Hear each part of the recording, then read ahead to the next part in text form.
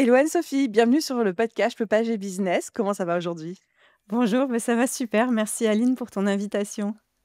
Bah écoute, trop hâte d'échanger avec toi parce que déjà tu me fais l'honneur d'être une des élèves de la BSB Academy 2025 et donc c'est toujours un plaisir particulier d'échanger avec vous, encore plus sur le podcast. Mais en plus, tu viens apporter une expertise que j'ai peu eue sur Je peux pas, j'ai business. Donc vraiment hâte d'échanger à ce propos-là. Pour commencer, pour les personnes qui ne te connaîtraient pas, est-ce que tu peux te présenter en 3 bullet points? Genre 3 choses qu'il faut qu'on sache sur toi pour mieux appréhender qui tu es. Alors, je suis Anne-Sophie, mon entreprise c'est ASA Solutions Digitales. Je fais de la conception de formation en ligne et c'est suite à une reconversion professionnelle. Avant, j'étais formatrice et maintenant je suis conceptrice pédagogique. Et un troisième bullet point, peut-être un peu plus perso? J'ai vécu 15 ans à l'étranger, notamment en pays anglophone, aux États-Unis, en Irlande et j'ai passé un peu de temps à Fidji aussi et je suis revenue en France il y a 7 ans et j'ai fait une reconversion, professionnelle, pour passer ma licence à distance justement et ça, c'était un gros challenge et c'était un gros changement de vie. Une reconversion, c'est pas toujours, simple, c'est un chemin de croix mais j'ai pu le faire et grâce à la France et tous les systèmes qu'on a en France, comme le CPF notamment. Ah mais trop chouette, tu vois? Je savais pas ça sur toi. Pour, chauffer un petit peu la salle et l'ambiance, j'ai prévu des rapid fire questions, c'est-à-dire des toutes petites questions, sans enjeu, sans impact, ne t'inquiète pas et l'idée c'est que tu répondes un petit peu du tac au tac. Donc il y a pas de mauvaise réponse, c'est pour qu'on commence à échanger sur le sujet. Tu es prête? OK, go. Donc Anne-Sophie, est-ce que tu es plutôt de la team formation en live ou formation préenregistrée? Formation live. Est-ce qu'il vaut mieux commencer par délivrer du contenu gratuit ou directement mettre en place des formations payantes, à ton avis? Un petit peu de teasing avec du contenu gratuit. Est-ce qu'une formation sans communauté, ça marche encore en 2025? Non. Est-ce qu'il vaut mieux d'abord créer le contenu ou d'abord valider l'idée? Surtout, l'idée centrée sur les besoins de ton apprenant. J'adore, on aura le temps en plus d'en reparler après. Toujours en 2025, le taux de complétion, est-ce que c'est surfait ou est-ce que c'est crucial selon toi? Ça va différer en fonction de l'environnement de formation dans lequel on se trouve, mais il est très important. Après, moi, ça m'est déjà arrivé d'acheter des formations, d'aller consommer ce dont j'avais besoin et puis de ne pas terminer. Je suis venue pour un besoin spécifique. Mais c'est là où toute l'ingénierie pédagogique, prend son sens. On en reparlera peut-être plus tard. J'ai hâte. À ton avis, les certifications à la fin des formations, est-ce que c'est gadget ou est-ce que c'est nécessaire? Moi, j'aime bien, personnellement, parce que, c'est le petit truc en plus, tu vois? Même si c'est un diplôme, que vous avez bricolé vous-même, même si c'est pas, une licence certifiée par l'État, ça marque toujours, la validation de tout l'effort qu'ont fait tes apprenants et la fin du chemin et on clôture, en fait. C'est un peu la cérémonie de clôture.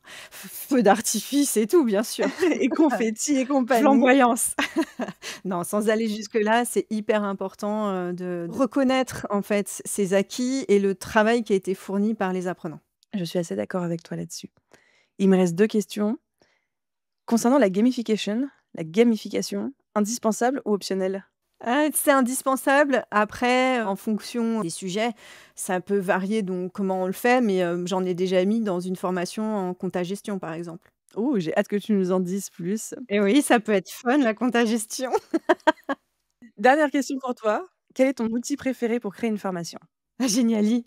Geniali. Ça sert à quoi Geniali pour ceux qui connaissent pas? Geniali, c'est génial. En gros, Geniali, c'est, un PowerPoint ultra moderne avec des boutons hein, et on va mettre de l'interactivité. Donc on regarde pas passivement en mangeant du popcorn comme une série Netflix ton contenu. On va être engagé, il va falloir cliquer là, ouvrir l'audio.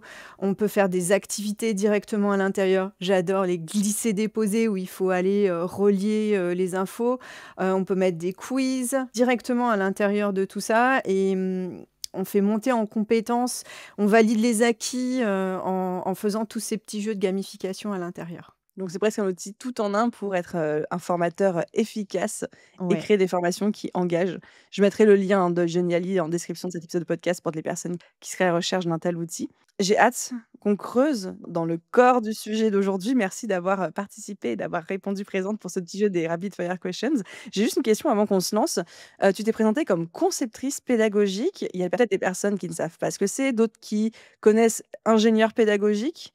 Est-ce que tu peux nous expliquer en gros c'est quoi ton métier? Ça consiste en quoi? Explique-moi comme si j'avais 5 ans. Conceptrice pédagogique, c'est quelqu'un qui va travailler main dans la main avec les experts métiers et les formateurs pour les aider à concevoir leur formation, leur module de formation, principalement en distanciel. Moi, j'ai travaillé sur, un diplôme pour, préparer au distanciel.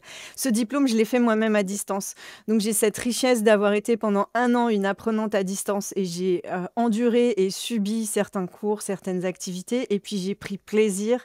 Donc j'ai noté et j'ai pris toutes les meilleures pratiques aussi de mes professeurs de l'université. L'ingénieur pédagogie, lui, il va évoluer dans un univers comme une université ou une grosse entreprise.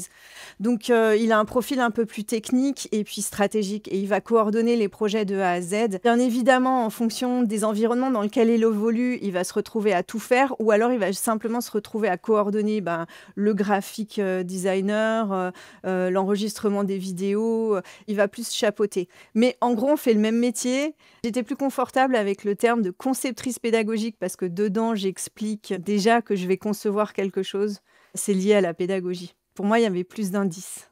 Donc si demain j'ai besoin de créer une nouvelle formation pour l'audience The Bee Boost, je peux faire appel à toi et qu'est-ce que tu vas m'aider à faire concrètement? C'est créer le contenu, créer les slides, tu vas m'aider à enregistrer, tu vas faire le montage vidéo? Sur quoi est-ce que je peux compter sur toi? Alors, on a plein de casquettes différentes et ça dépend aussi des concepteurs et des ingénieurs pédagogiques et de ce qu'on a appris. Mais généralement, moi, j'aime bien tout faire de A à Z ou en tout cas vous aider à tout faire de A à Z. L'enregistrement, je peux pas le faire pour toi, mais je peux t'accompagner et te montrer et t'orienter vers des outils.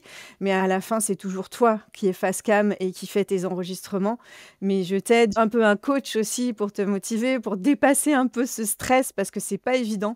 C'est une nouvelle façon de faire. Généralement, les formateurs, ils ont l'habitude de le faire en présentiel, mais quand on s'enregistre, c'est pas du tout pareil. Il y a ce petit moment, ce trac un peu comme sur scène que je suis en train de vivre là, effet miroir, par exemple. Je te pose la question parce qu'en fait, c'est très chouette et je trouve que des métiers comme toi, on ne sait pas assez dans notre univers que ça existe et il y a beaucoup de personnes parmi, les auditeurs et auditrices du podcast qui veulent créer une formation en ligne, mais qui se retrouvent complètement bloqués parce qu'ils savent pas par où commencer, comment concevoir le truc, comment, articuler les différents modules et leçons, qui ont peur d'enregistrer. Enfin, il y a beaucoup soit de peur, soit de freins même techniques ou en termes de connaissances et de savoir qu'il y a des métiers comme toi de concepteurs pédagogiques qui ne sont pas que amenés à intervenir dans des grosses boîtes ou des grosses structures, mais qui peuvent aussi accompagner les petits entrepreneurs, petits, Ouais. parce qu'on est juste pas du CAC 40 quoi, en fait, c'est chouette. Donc c'est pour ça que je voulais que tu donnes un peu plus de détails. Et c'est mon but aussi, c'est de démocratiser le métier, de le faire connaître. Donc conceptrice pédagogique, c'est un vrai métier et si je peux faire un équivalent, c'est comme, faire appel à une architecte d'intérieur pour une maison. Eh bien moi, je vais être l'architecte d'intérieur pour votre formation. Oh, j'aime beaucoup la métaphore. Quand on a préparé cet épisode de podcast, Anne-Sophie, l'idée pour moi, c'était d'aborder les 3 piliers d'une formation qui génèrent des résultats concrets chez les apprenants, des formations que les gens non seulement terminent, mais en plus qui ont des résultats à la fin. Ensemble, on a identifié 3 piliers, donc je vais spoiler l'audience direct. Le premier, c'est, d'avoir un parcours pédagogique qui est clair et orienté vers l'action. Le second pilier, c'est de maintenir l'engagement et la motivation et le troisième pilier, de bien suivre les résultats et je propose que toutes les 2, on commence à creuser les 3 piliers. Tu me suis là-dessus? Ouais, vas-y, je te suis.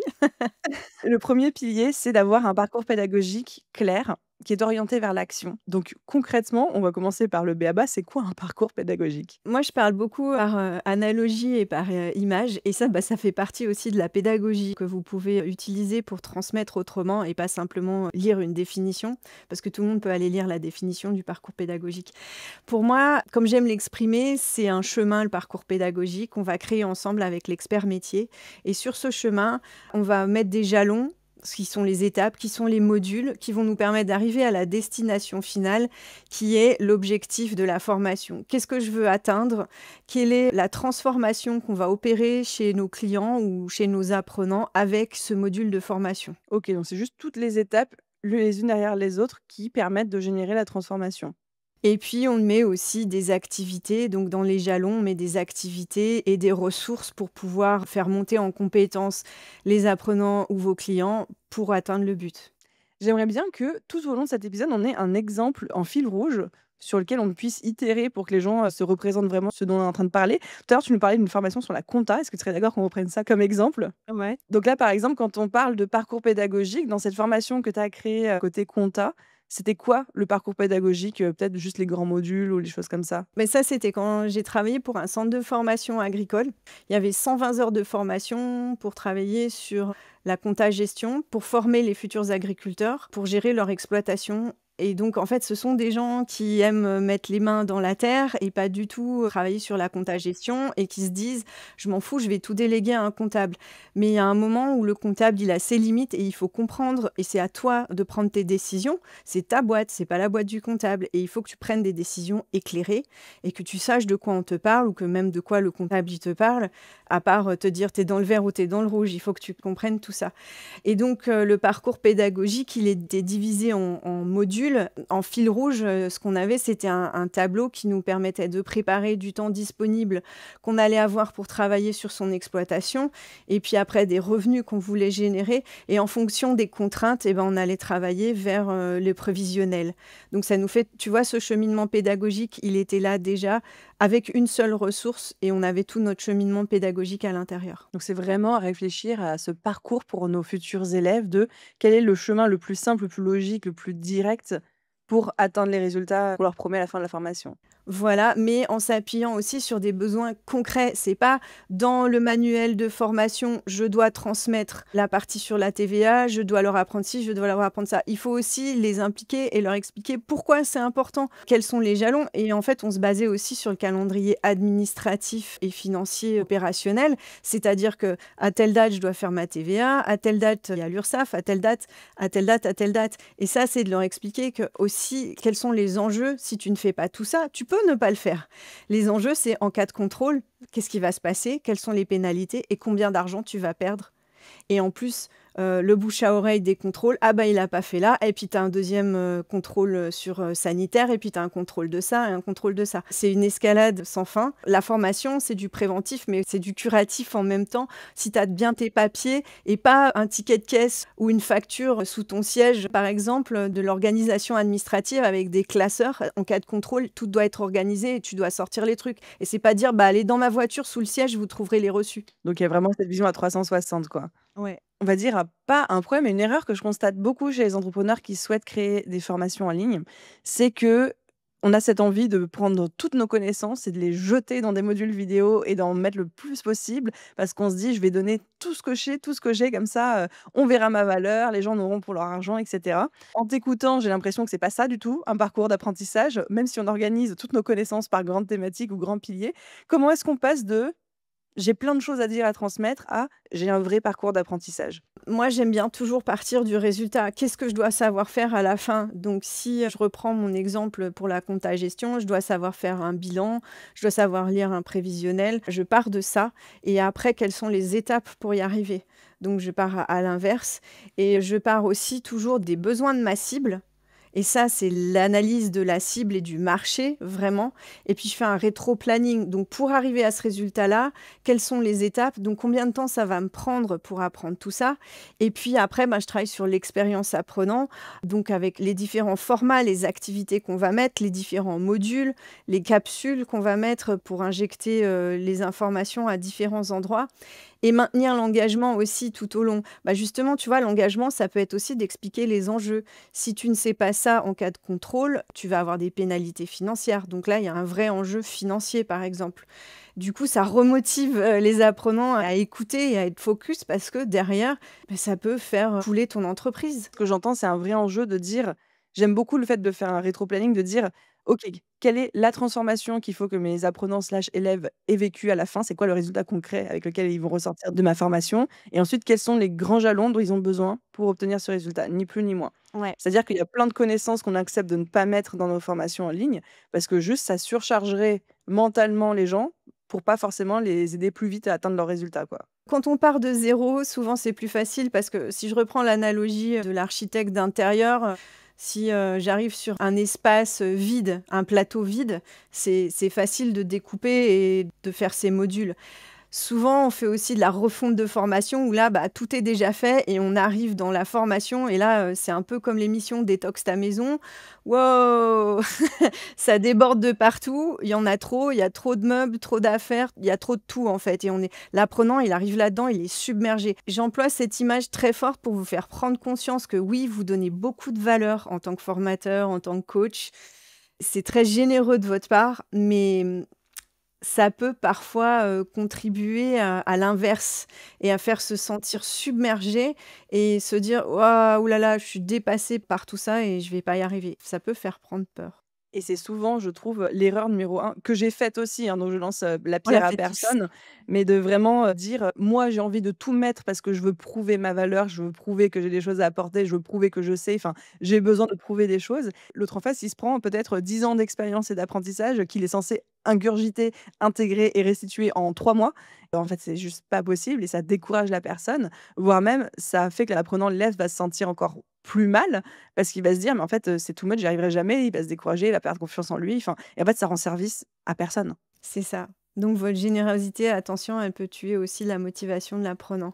Et puis j'aime bien cette analogie où là, moi, quand j'interviens comme ça sur une refonte, c'est un peu comme Marie Kondo. Et en fait, avec vos ressources, on fait un peu du est-ce que ça c'est utile vraiment? Est-ce que tu peux le lâcher? Est-ce que tu peux simplement, quand tu n'y arrives pas, parce que la négociation, parce que c'est des moments de négociation, il faut être un diplomate, hein. Est-ce qu'il faut prendre la ressource dans ses mains et dire: «Merci» et puis après la jeter comme à la Marie Kondo? Non, on la met soit en annexe, soit en bonus. C'est ça que je veux dire, c'est qu'il y a des alternatives si vraiment vous êtes attaché à ça. Mais si je reprends l'analogie de la maison, souvent les formateurs, moi ce que je ressens, et ça c'est très important, j'ai envie de le dire parce que c'est souvent là où on est dans des grands moments de négociation, c'est comme si ben, j'arrive dans votre formation, vous me dites non, non, ça c'est hyper important. C'est comme si toutes les pièces de votre maison faisaient la même taille parce qu'elles ont toutes la même importance. Ben non, quand tu designes une maison, les WC, la cuisine, la salle de bain, elles vont pas faire la même taille. Ben, vos modules ne vont pas forcément faire la même taille, ils n'ont pas tous la même importance. Et ça, il faut que vous l'entendiez, même si ça fait mal et que je vais froisser certaines personnes, c'est pas grave, il faut l'entendre. Je trouve ça très juste et très parlant comme métaphore. On a un salon, on a des WC, on a une cave. Chacun a son utilité, a besoin d'être là pour faire une maison complète, mais ça veut pas dire que la cave doit faire, 150 carrés non plus, quoi. Voilà. Bah, justement, tu vois, tu parles de est-ce que merci, ma ressource, c'est l'attachement aussi qu'on a aussi avec sa formation. Souvent, c'est comme son propre, bébé, hein. C'est quelque chose qu'on a nourri pendant des années, qu'on a élevé. C'est en fait, c'est tout notre savoir qu'on a cultivé, qu'on a fait grandir et qu'on a envie de transmettre. Donc on a cette richesse, on a envie de donner beaucoup, mais il faut savoir et c'est ça où la conception pédagogique et la conceptrice pédagogique, elle vient t'aider un peu à tailler les branches de ce savoir. Je fais plein de métaphores dans tous les sens. Mais en fait, j'adore parce que je trouve que c'est très parlant, ça aide vraiment à comprendre. Je fais ma propre formation thérapie avec la BSB. En plus, tu es à l'intérieur de la BSB, donc tu sais, du coup, ça me parle. Si je dois récapituler un petit peu cette partie du parcours pédagogique clair, orienté vers l'action, qu'est-ce qui différencie une formation qui informe d'une formation qui transforme? Quand on informe, c'est une formation Netflix, je vais la regarder passivement en mangeant du popcorn et «Ah ouais, ouais, c'est pas mal. Ouais, ouais, c'est bien, mais ça me fait une belle jambe à la fin, je vais passer au prochain épisode ou à la prochaine série». Alors qu'une formation qui transforme, c'est pour moi, c'est le niveau ultime auquel on arrive quand on est formateur ou coach. C'est qu'on vient opérer une transformation profonde dans la posture de nos apprenants et ils appliquent et ils s'investissent du savoir.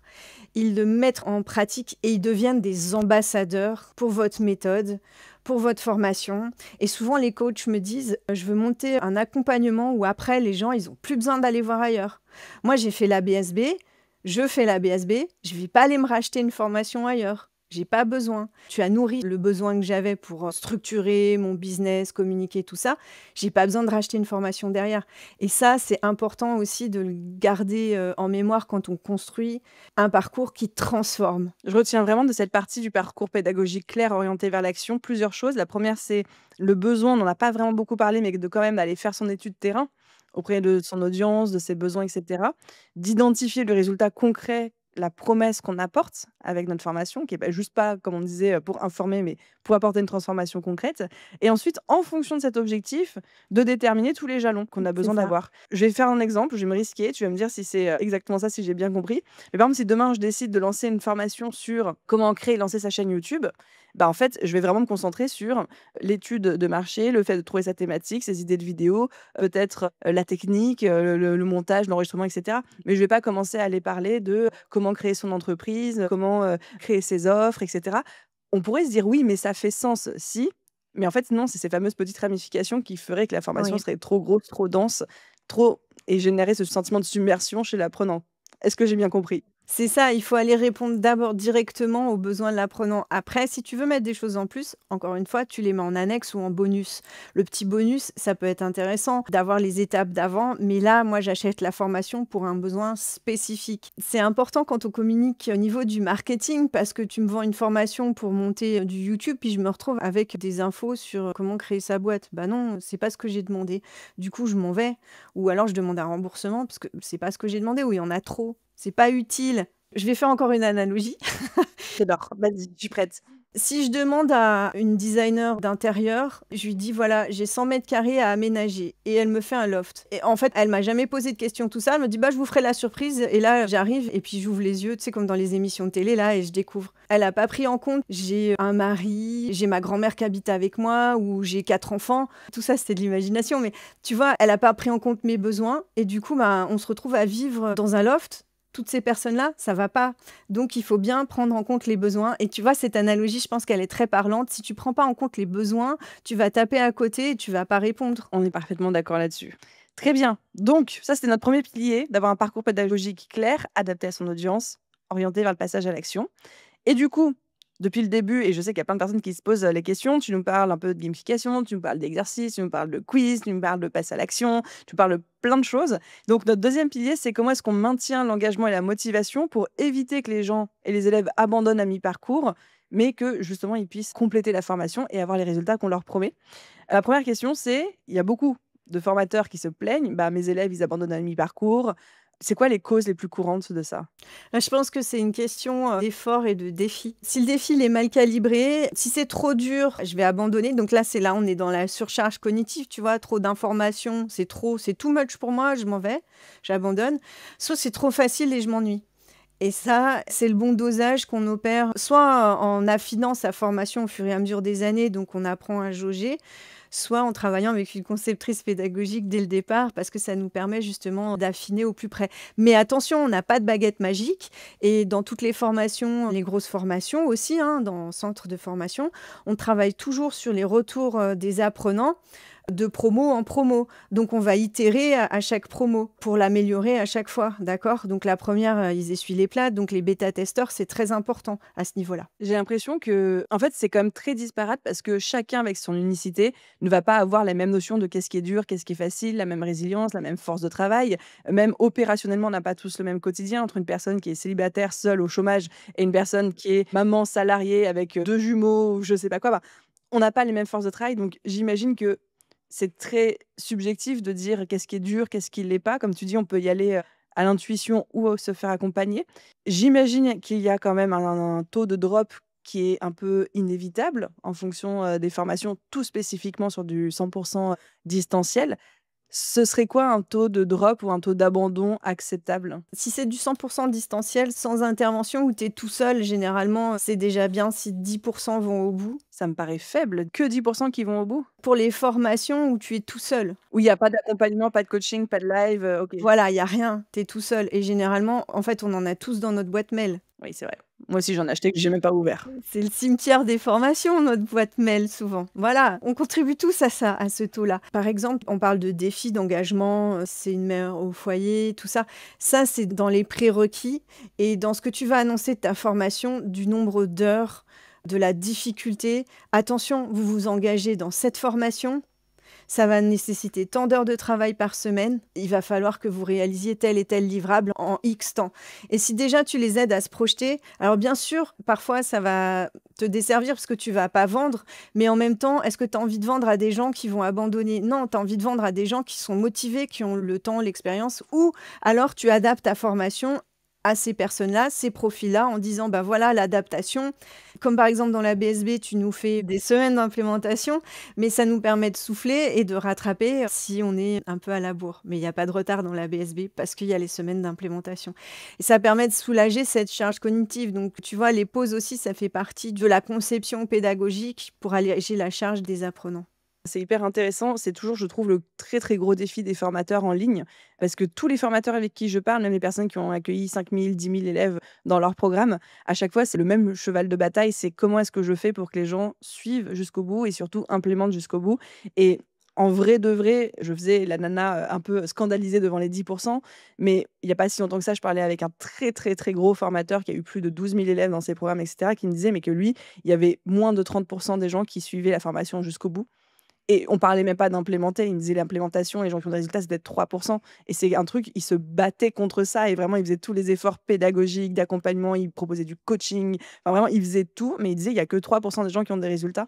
C'est extrêmement faible et en même temps, j'ai l'impression que malheureusement, c'est la norme dans le milieu de la formation en ligne et c'est toujours très dur d'avoir cet équilibre entre, j'ai envie de dire, le côté marketing, j'ai besoin de vendre ma formation, j'ai besoin aussi de promettre des résultats, etc. Et puis le côté, bah, comment je fais pour que les gens soient impliqués jusqu'au bout et en même temps, je peux pas faire le travail à leur place et en même temps, je peux pas être non plus derrière eux physiquement parce que je suis pas là, on est en ligne.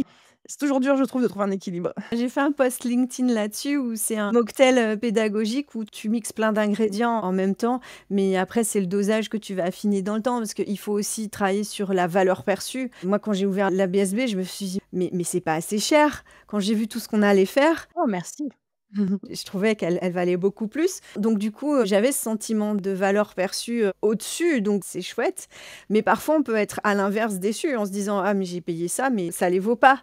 Et puis après, il y a le manque de contrôle ou de plaisir aussi dans la formation. Si on n'a pas justement cet espace comme tu peux nous le donner dans les semaines d'implémentation où on sent qu'on peut rattraper, on peut souffler. Ce qui me motive personnellement, ce sont les challenges. La preuve, parce que j'ai gagné un des challenges à la VSB et voir mes réalisations et travailler en commun avec les autres. Et je pense que ça, c'est l'avenir, d'avoir une communauté et de se soutenir. Parce que à distance, on est seul et la présence à distance, elle est très importante.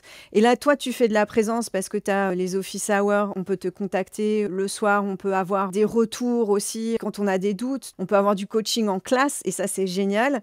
Tu as mis en place le chatbot, ça aussi, c'est intéressant. Il peut te faire des petites réponses rapidement, t'envoyer vers des ressources quand tu as un coup de mou, tout ça. Mais je pense que l'humain, il faut remettre l'apprenant et l'humain au centre dans vos formations. Et les communautés d'apprenants, c'est vraiment ce qu'il y a de plus riche quand on achète une formation. C'est hyper intéressant, je suis également persuadée et je vois l'évolution. La BSB existe depuis 2020.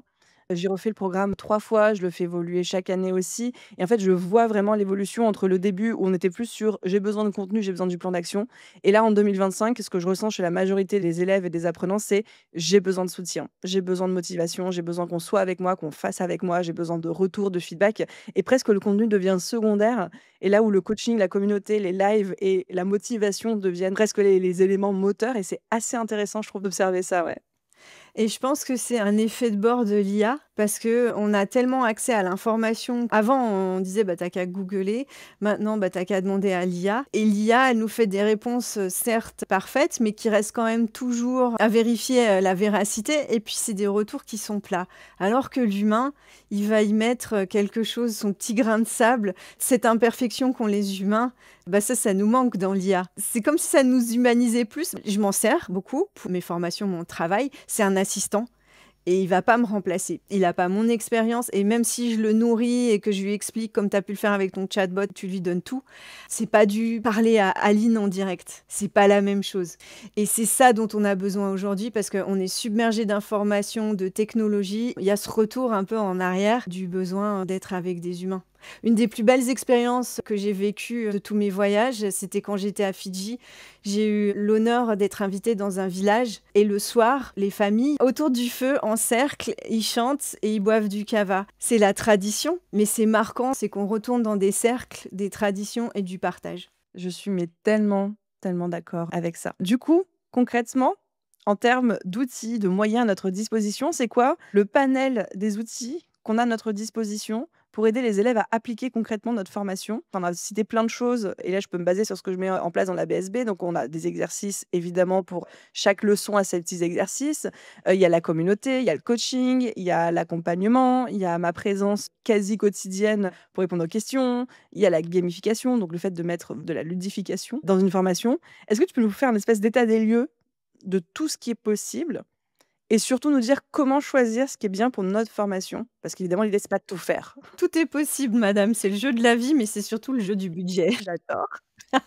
Quand je travaille avec les formateurs, donc on part de l'objectif, mais après on part aussi des contraintes de temps, de budget, aussi d'implication. Donc est-ce que ta formation, elle va être sur 15 jours, sur 3 mois ou sur 1 an? Déjà, tu vois, on a cette contrainte de temps et donc du coup, en fonction de l'étalement, du nombre d'heures aussi de formation que tu veux vendre, c'est une formation de 10 heures, 120 heures, bah, on va pas du tout fonctionner pareil. Et ce qu'on va y mettre dedans va être plus ou moins condensé. Donc on part de ça aussi, des contraintes. Et après du budget. J'utilise pas 36 choses. J'aime la simplification aussi. Et il faut pas non plus chercher à faire de l'extravagant ou du je démarre en formation et je veux faire un truc comme Aline. Ça s'est construit au fur et à mesure et c'est monté en puissance et au fur et à mesure. Tu peux pas commencer là parce qu'après tu vas faire quoi quand tu seras là l'année prochaine? Donc on commence doucement, doucement, on teste et on itère. J'en ai pas parlé tout à l'heure, mais c'est aussi du travail qu'on fait avec les formateurs et les apprenants. On prend de leur retour. Ça a marché, ça a moins bien marché. Un truc qu'on croyait qu'allait cartonner, ben ça fait un flop, bah c'est pas grave, on passe à autre chose et on itère. C'est toujours important de reprendre les bases. Le j'apprends, donc là c'est l'engagement passif. Et ben les vidéos comme tu fais en début de module où je regarde, j'ai l'information. On me transmet l'information, c'est bien. Après, on passe dans l'engagement actif et là, j'ai adoré. Moi, j'ai fait Objectif 2025 avec toi. C'était sur 3 jours, c'était en live et on avait un workbook Notion et j'ai adoré parce que c'était pas juste elle me dit: «Ah bah tiens, faut que tu réfléchisses à ça». Non, j'avais le workbook Notion que j'ai pu, télécharger et j'ai fait mes exercices en même temps pendant la formation. Le workbook Notion où tu vas aller personnaliser et le mettre à ta sauce, c'est parfait. Il y a pas besoin de plus et après, bah, la mise en application, bah, j'aime bien les engagements constructif où, tu vois, bah, par exemple, si je prends la leçon sur le lead magnet, tu nous montres. Après, on a le PDF ou le Notion et on va aller construire notre propre lead magnet. Et puis après, ben, je vais le partager. Et ça l'engagement. Essayez d'avoir une communauté d'engagement, un outil qui vous permet ça. Et même si c'est simplement une page Facebook privée, mais un endroit où on peut se retrouver, on peut partager nos créations. On dirait, c'est moi qui l'ai fait. Enfin, moi, j'adore montrer, partager et puis faire des retours. Et là où on a buté dans le positionnement, la fameuse phrase de positionnement dans la BSB. Moi, j'ai bloqué dessus, mais j'allais voir ce qu'ils faisaient les autres et je commentais. Et en fait, c'est un travail aussi de collaboration entre pairs, entre nous, qui m'a permis de grandir et de faire mûrir ma propre idée à l'intérieur de moi en voyant ce qui fonctionne chez les autres, en ajustant. C'est toujours plus facile de commencer par corriger chez les autres que soi-même et après de se l'appliquer à soi-même. Donc ça, c'est hyper important, le partage et puis d'avoir des feedbacks, de pouvoir communiquer avec toi le soir sur les office hours aussi, c'est important. Ça nous permet de faire du lien aussi autrement et d'être là avec d'autres personnes, d'entendre les histoires. Tu vois, comme là, on dit on était au coin du feu, ben là, c'est pareil. On entend les histoires des autres et c'est inspirant. Et c'est motivant. Comme tu le dis tout le temps, faut pas comparer le chapitre 2 avec le chapitre 46 d'Aline, par exemple. Ça motive. Moi, il y a des filles, elles m'inspirent dans la BSB et je me dis, ben, je tends à ça. Et si elle arrive à faire ça grâce à la BSB, ça, c'est ma prochaine étape. Donc ça nous tire vers le haut, ce travail collaboratif. Il faut pas le voir comme ah, je suis nulle, j'ai pas fait ça, je suis en retard, je suis jalouse, elle a fait ça, moi j'y arrive pas. Non, voyez-le comme le prochain jalon à atteindre. Et tu vois, c'est pas un jalon qu'Aline elle a posé, c'est un jalon que tu te poses toi vis-à-vis de toi-même, mais aussi du travail des autres. Et puis enfin, c'est important de faire le point, de regarder dans le rétro et d'avoir ces sessions, comme tu as pu le faire avec nous aussi, de quiz. Bon, là, on fait juste un point. On en est où? Comment ça se passe? Comment ça se passe pour vous? Même de demander comment ça va, en fait. C'est tellement automatique. Mais quand tu le demandes, Aline. Ça, c'est rare aussi dans les formations. Souvent, le formateur, il a peur de demander. Parce qu'il a peur aussi que tu te mettes à déballer le bah non, ça va pas, je suis à la bourre, j'y arrive pas. Il faut avoir cet ancrage et cette force quand on accompagne. Mais quand on est accompagnant, coach ou formateur, bah, il faut être suffisamment solide et ancré dans ses baskets pour pouvoir le faire. Regarder dans le rétro, ça permet aussi de regarder le chemin déjà parcouru, Ça permet aussi de réajuster pour garder le cap. Des outils, après, j'utilise Genially pour la ludification, j'utilise Canva. Ça se voit et ça se personnalise. Là, je te donne la grande trame et après, ça se personnalise en fonction des besoins des apprenants et de la formation que tu vas faire et de la thématique. Ce que je retiens, c'est qu'en fonction de la formation, bah, son prix, sa durée, la force de travail que ça va demander, évidemment, on met pas, en jeu les mêmes choses en termes d'accompagnement pour maintenir l'engagement, la motivation. Par contre, dans les, indispensables, on va dire, tu nous as fait un kit d'indispensables. Ce que j'ai noté, c'est d'avoir des exercices et là, j'avais envie de rebondir avec toi parce que vraiment, c'est aussi, je trouve, un énorme changement du marché que j'observe de ce qui fonctionne aujourd'hui en termes de formation en 2025. C'est que les gens veulent faire au fur et à mesure avec toi pendant la formation et repartir à la fin avec leur truc. Ils veulent pas apprendre des connaissances, ils veulent pas apprendre des nouvelles théories, ils veulent qu'on fabrique ensemble au fur et à mesure et tu citais l'exemple de, bah, dans la BSB sur la partie sur le lead magnet et ben, chaque leçon, on avance et on construit une partie de notre lead magnet et après il y a la mise en place technique et après il y a la communication, le partage et cetera et ça, je trouve qu'il y a beaucoup de formations dans lesquelles ça manque. On te dit pas, bah, concrètement, qu'est-ce que tu vas faire et je vais vraiment te montrer avec des tutoriels, pas à pas, comment je le fais. Donc ça serait la 1re chose, d'avoir des exercices où les gens construisent, au fur et à mesure. La seconde chose que j'ai notée, c'est la communauté. Hyper important, je suis d'accord. Observer les autres, apprendre des autres parce que tu as la théorie, puis quand tu vois la pratique chez tout le monde, ça te donne plein d'insights différents. La troisième chose que j'ai notée, c'est les fameux quiz pour un peu valider les apprentissages, mais aussi le feedback et je suis d'accord avec toi, c'est hyper important. Dans les impératifs Calliope, il y a le questionnaire à mi-parcours, le questionnaire de fin de parcours à chaud, le questionnaire de fin de parcours à froid et ça, je pense que c'est des choses dont tous les formateurs devraient s'équiper parce que, oui, ça demande de se confronter à des feedbacks parce qu'il y a toujours des gens qui sont en retard ou pas contents ou qui s'y retrouvent pas et tout. Mais on en parlait hier pendant notre office hour de la BSB justement et tu étais là, que je vous disais: «Mais en fait, à un moment, quand on est entrepreneur, formateur, il y a toujours un moment où on doit se mouiller aussi». Ça existe pas un truc où on déballe, on jette sur la place publique une formation, un produit, un service et après on se dit: «Ah, voilà, démerdez-vous avec ça, moi je veux pas vous entendre, quoi» et ça fait partie du job. Ouais, c'est là où le marketing, il est un peu, quand on nous dit: «Crée du revenu passif, vends des formations en ligne». Bah non, c'est pas 100 passif, hein. Et surtout quand on travaille avec moi, c'est là où c'est le gros effort, comme, quand on décore la maison, on va être en travaux et ça, il faut le noter, cette notion d'effort. Les formateurs, ils disaient: «Oh mais je pensais pas avoir autant de travail» et c'est comme la BSB, on se dit: «Ah je pensais pas avoir autant de travail», tout ça, mais c'est normal, là, on est dans le gros œuvre, on construit quelque chose, mais après, on va être dans le confort de notre formation, dans le confort de ce qu'on a réalisé et ça, cette notion d'effort, il faut bien la mesurer avant de construire quoi que ce soit. On est dans cette ère du tout de suite. Je veux tout pour demain. Je veux des clients, je veux commencer la formation et demain, je veux déjà des résultats et c'est là où, peut-être il y a une évolution à faire, sur plein de choses, c'est d'avoir des quick wins quoi, des petites victoires rapides où on sent qu'il y a déjà du résultat rapidement. Mais ça, c'est pas évident à mettre en place tout de suite. Parce qu'il y a des choses qui prennent du temps et la qualité prend du temps. Il y a un truc, une métaphore que je m'étais faite plusieurs fois dans ma tête qui m'inspire beaucoup. Alors, ne te moque pas de moi, mais moi, j'ai plein de jeux sur mon téléphone. J'adore jouer à des jeux à la con, type Candy Crush, Gardenscape, tout ce que tu veux sur le téléphone. Et en fait, je trouve qu'il y a une vraie leçon d'engagement et de maintenir l'engagement et l'addiction, en fait, à ces jeux mobiles où les premiers niveaux, c'est toujours des niveaux avec des très rapides, des quick wins où tu te dis: «Ah ouais, c'est trop facile» et cetera et tu as suffisamment de niveaux difficiles pour te challenger, pas que ce soit trop facile et en même temps, ces niveaux difficiles, il y a toujours après des niveaux faciles pour te dire: «Putain, j'ai galéré sur le niveau 43 parce que j'ai dû le recommencer 3 fois, mais après les 10 autres niveaux, ils étaient super simples, donc en fait, ça va, je suis, repartie comme en l'an 40» et en fait, en vrai, à chaque fois, ça m'inspire trop. Je me dis: «Mais ils sont trop forts pour maintenir un engagement» parce qu'évidemment, eux, ils veulent que tu joues le plus longtemps possible au jeu, soit pour mettre de l'argent dedans, soit pour regarder des pubs, mais ils sont hyper forts là-dedans et je pense qu'on pourrait s'en inspirer. Et beh, c'est un peu le principe des réseaux sociaux, LinkedIn, tout ça, c'est plus tu y vas, plus ton SSID, il monte, ton score LinkedIn. Oui, c'est sûr, c'est des paliers, des niveaux qu'on va monter et on sent une progression et on est content et on est fier et c'est cette notion d'effort dont on parlait auparavant, où l'apprenant, il est engagé parce qu'il sent qu'il y a une progression, il y a un effort.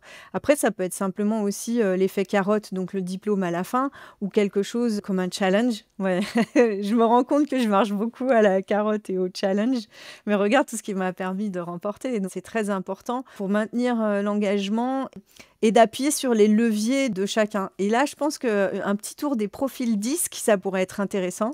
à ce niveau-là, au niveau des leviers d'engagement. Donc 10, c'est en fonction des profils de personnalité. Donc le rouge, il va vouloir justement ces résultats rapides, bam, bam, bam, je veux tout de suite mettre en pratique. Le vert, il va être dans la collaboration, il va être dans le partage, dans l'engagement interactif, tu vois, cet esprit communautaire. Le bleu, bah oui, ça va être, télécharger mon notebook, ça va être, les datas, Pour remplir et tout, et puis, la créa, c'est: «Ah, je vais créer mon lead magnet, je vais m'éclater», c'est l'instant créatif, je vais partager, je vais briller. À chaque étape, on donne quelque chose pour les différents profils aussi. Ça fait partie de la conception, pédagogique, qui se base pas que sur des jeux, mais aussi, sur, des choses qui peuvent être, chiantes comme, un exercice, un workbook, mais, pratiques parce que je viens chercher ça, en fait. ça, c'est une remarque que je me fais souvent et je sais que je briefais beaucoup l'équipe là-dessus. C'est que c'est bien de mettre de la ludification, de la gamification dans une formation, des exercices, des jeux, des bonus, des challenges et cetera. Mais il faut pas que ça prenne le pas sur le parcours d'apprentissage, déjà en termes de temps, en termes, d'implication tout court parce qu'à la base, les gens sont quand même là pour, apprendre, se transformer et obtenir un résultat. Il faut que toute la gamification soit au service de ça et vienne pas non plus cannibaliser ça. Exactement. Chaque chose a sa place. La taille des pièces dans ta maison. La taille des pièces dans la maison. On arrive au troisième pilier, Anne-Sophie, qui est le suivi des résultats, qui est la partie chiante pour les formateurs parce que un, déjà, on a peur de se confronter aux vrais résultats et 2 aussi, nous, on veut juste former, être avec les gens et en fait, on s'en fout un peu du taux de complétion, des autres trucs. Voilà, pardon si tes poils se hérissent. Le taux de complétion, c'est le pourcentage de la formation que les gens suivent. Par exemple, si on dit que, quelqu'un a un taux de complétion de 70, ça veut dire que j'ai suivi 70 du contenu de la formation, en bonus, bien évidemment. Quels sont selon toi, les indicateurs que tu nous recommandes de suivre en dehors de ce fameux taux de complétion? Déjà d'aller mesurer le taux de satisfaction avec un simple questionnaire à la fin pour savoir comment s'est passée la formation sur différents points et ça peut être tout simple. On met en place un Google Form, un petit code, QR qu'on affiche au tableau et pim pam poum, ils font leur questionnaire, à chaud, en fin de formation. S'il y a un examen, c'est le taux de réussite. Avec les avant-après en début de module, ça j'aime bien. J'ai suivi une formation en gestion de projet et j'avais trouvé ça génial, c'est qu'au début de chaque chapitre, on avait un petit questionnaire qui nous permettait de nous projeter sur, comment on se sentait à l'aise ou confortable avec telle ou telle, pratique qu'on allait apprendre dans le chapitre et après on nous reposait les mêmes questions et là tu voyais l'évolution si tu avais progressé dans ta confiance à livrer, un rétro-planning ou des choses comme ça. Comme on fait de la formation en ligne, il y a toutes les mesures, d'engagement avec les analytics qu'on peut avoir sur les plateformes. Même dans Genially, par exemple, je peux voir qui est venu, combien de temps ils ont consulté, où ils ont cliqué, combien de fois ils ont fait le quiz, quel est leur taux de réussite au quiz, par exemple. Donc là, je vois la validation des acquis. Sur les grosses plateformes, alors moi, j'ai travaillé sur Moodle, donc on voyait aussi à quelle heure ils se sont connectés, combien de temps ils sont restés, comment ils ont progressé, donc combien de temps ils ont pris aussi pour traverser toutes les ressources. Et c'est là où on va venir ajuster, parce que si j'ai dit, il faut 45 minutes, et puis que je vois que tous les apprenants, ils mettent 3 heures, je vais peut-être réajuster ça. Et tu vois, toutes ces datas nous permettent de réajuster. On peut regarder aussi par rapport à la communauté, l'engagement, on peut voir le nombre de messages qui ont été postés, les commentaires qu'une personne a fait, le nombre de fois qui sont venus se connecter à la plateforme. Et c'est là où on voit le taux d'engagement. Et ça, c'est important parce que tu vois l'implication des gens dans ta formation. Et puis après, il y a la mise en application. Donc là, c'est le taux de participation au challenge, par exemple. Et puis vraiment, moi, je parle du niveau vraiment top du top. C'est quand tes apprenants deviennent tes ambassadeurs pour ta méthode. Tu vois, Marie Kondo, elle a fait des ambassadrices dans le monde entier. Et tu peux même suivre une formation pour sa méthode. C'est ça dont je te parle. C'est le niveau ultime. C'est quand tu as transformé les gens, ils ont intégré. Et en plus, ils vendent ta méthode pour toi et ils le font pour toi. Donc, tu crées une armée de mini-Aline. Les recommandations sont un très bon facteur de taux de réussite dans ta formation. C'est le niveau ultime, ça, je retiens. Pour un formateur qui se lance ou quelqu'un qui crée sa première formation en ligne ou son premier gros programme d'accompagnement, quels seraient genre les 3 indicateurs à vraiment suivre? Si tu devais n'en choisir que 3. Que 3, la satisfaction, l'engagement et puis la complétion. OK, très clair. Dernière question pour toi sur ce suivi des résultats. Est-ce que selon toi, le suivi post-formation est indispensable? Une fois que les gens ont suivi la formation et que nous, on a délivré tout ce qu'on avait promis en termes de contenu, en termes de live, en termes d'accompagnement, de présence, de tout, est-ce qu'il est vraiment indispensable de suivre encore ses élèves après coup, en dehors du parcours de formation? Si oui, À quel niveau? À quelle dose? Qu'est-ce que tu peux nous recommander? Si je prends vraiment ma casquette de conceptrice pédagogique, on parle de, l'ancrage mémoriel avec de la répétition à 1 mois, 3 mois, 6 mois. Donc c'est de revenir sur les savoirs. Moi, je travaille avec des kinésios, magnétiseurs. C'est important aussi de revenir sur ce qu'on a transmis quelques mois plus tard. Réinjecter un peu une petite dose. Surtout si c'est une méthode que tu transmets et que tu veux qu'on transmette en ton nom. Donc là, c'est important qu'on fasse bien les choses et qu'on répète les bases. Tout le temps, les bases, les bases, les bases, et on repasse dessus régulièrement. Avec des sessions de révision, par exemple, ça c'est intéressant de reprendre une petite session de révision pour réinjecter quelques mois plus tard. Après, si je prends le cas, par exemple, de la BSB, bah, c'est toujours bien de faire un petit questionnaire et de savoir bah, où t'en es. Est-ce que tu as atteint tes objectifs? Si tu m'avais fait une checklist de livrables que j'aurais pu réaliser pendant la formation, bah, dis-moi, est-ce que tu as fait ça? Est-ce que tu as fait ton positionnement, ton lead magnet? Est-ce que tu as vendu? Est-ce que tu vois, est-ce que tu es venu chercher, tu l'as obtenu par le savoir, mais est-ce que tu l'as appliqué? Est-ce que tu l'as implémenté? Et quels sont les résultats pour toi? Tu peux transformer tes retours en avis client que tu postes sur les réseaux. Et la boucle est bouclée. Et puis aussi en pourcentage, en résultats que tu peux aussi transmettre. Moi, je me sers beaucoup des questionnaires de satisfaction à chaud et à froid parce qu'on fait les 2. On fait à chaud, c'est-à-dire dans les 30 jours qui suivent la fin de la formation et à froid, c'est-à-dire, 3 à 6 mois après la fin de la formation, pour justement voir si après ça continue à rouler. Et en fait, je vois bien qui a eu une augmentation de son chiffre d'affaires, à hauteur de combien. C'est du matériel marketing donc sur lequel je peux me réappuyer. Quand on me demande: «Bah, c'est quoi tes preuves de résultats?» Bah, voilà, plus de 50 des gens qui ont, eu plus de 50 d'augmentation de leur chiffre d'affaires, et cetera. D'ailleurs, je me demandais, c'est quoi la data d'Aline? Imagine si elle additionne tous nos chiffres d'affaires, tout ce que tu nous as transmis, ce que ça nous a permis de générer, nous, tout ensemble, en termes de chiffre d'affaires.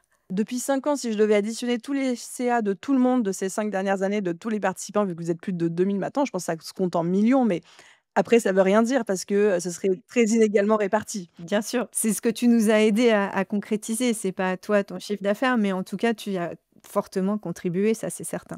Comme d'hab, moi je suis jamais contente, tant que j'aurai pas 100 de taux de complétion, de résultats, trucs, mais c'est complètement illusoire, j'en ai conscience, mais je me bats pour tendre vers ça. Mais c'est bien de se fixer des objectifs inatteignables comme ça, on est sûr de faire le max en tout cas. J'ai adoré Anne-Sophie, cet échange. On a vraiment échangé sur nos 3 piliers. Je les rappelle, le premier c'était, d'avoir un parcours pédagogique clair qui est orienté vers l'action et pas juste la transmission de connaissances. Le second, c'était de maintenir l'engagement et la motivation et on a évoqué pas mal de manières de le faire.